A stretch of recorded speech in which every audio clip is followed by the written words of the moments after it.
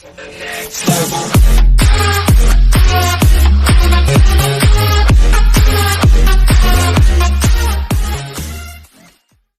futures drop 380 points after China retaliates, escalating trade war.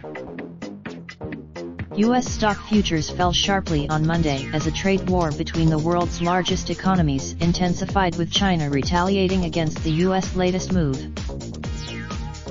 Dow Jones Industrial Average futures dropped 385 points, indicating a fall of 380 points at the open.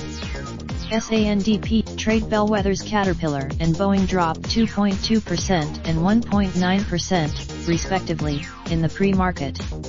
Semiconductors, China, which has historically controlled its currency, the yuan, allowed it to fall to its lowest level against the dollar in more than a decade. The onshore yuan, it appears to have decided that, given the increasingly dim prospects of a trade deal with the U.S., the boost to China's export sector from currency depreciation is worth attracting the ire of the Trump. Julian Evans Pritchard, senior China economist at Capital Economics, wrote in a note.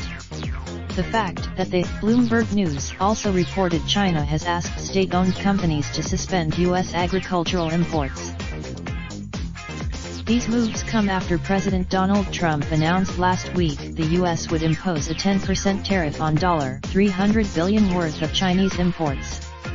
The tariff will take it. The news pushed the S&P 500 to its worst weekly performance of the year. The S&P, now we have a trade situation that is going off the rails as the side effects multiply due to the ramping up of the use of tariffs, and we are only further apart from any resolution with the Chinese, said Peter Bookvar, Chief Investment Officer at Bleakley Advisory Group. The policy of used investors rushed to traditional safe havens like treasuries and gold on Monday amid the uncertainty.